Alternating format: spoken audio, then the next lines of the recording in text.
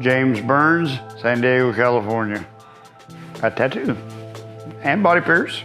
Professionally, I didn't start till 92, but I'd already been working for about 10 years, since about 82 on my own. And even before that, I was playing around as a kid, probably about 10. Just seeing tattoos on guys in the neighborhood just always caught my attention.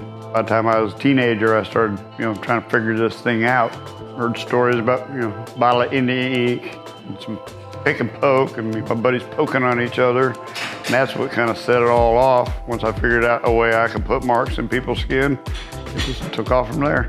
My buddy sitting on the curb in front of my house with a bottle of Indian ink, doing a little tattoo on the bottom of our feet.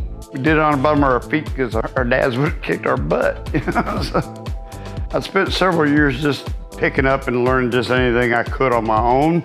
And I hurt my back in the early 80s. And my doctor told me to either find another line of work or find another doctor. And I was working construction then. I said, well, I guess I could start tattooing. I was already getting okay. So 92, I took an apprenticeship. Stephen Carney at Shanghai Lil's Tattoo in Knob Noster, Missouri, right outside of Whiteman's Air Force Base. He already knew I knew how to tattoo when he started talking to me. And black and gray is kind of what stood out to him the most. That's where I needed the most help then, because my attempt at black and gray wasn't working very well. But he straightened me out on it, and I started doing pretty good.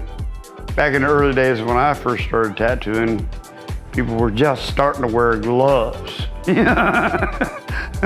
And they really didn't wear gloves for any hygienic purpose. We wore gloves just to keep our hands from being black, from being in the ink all day. That's why we started wearing gloves, and we just realized it's a good idea. Everything's changed.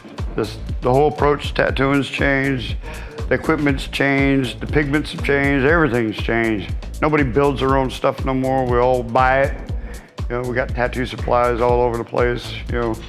Back in the day, when it was time to make my supply order, I had to call about 5 different places to get all the stuff I needed. Now just one stop does it all.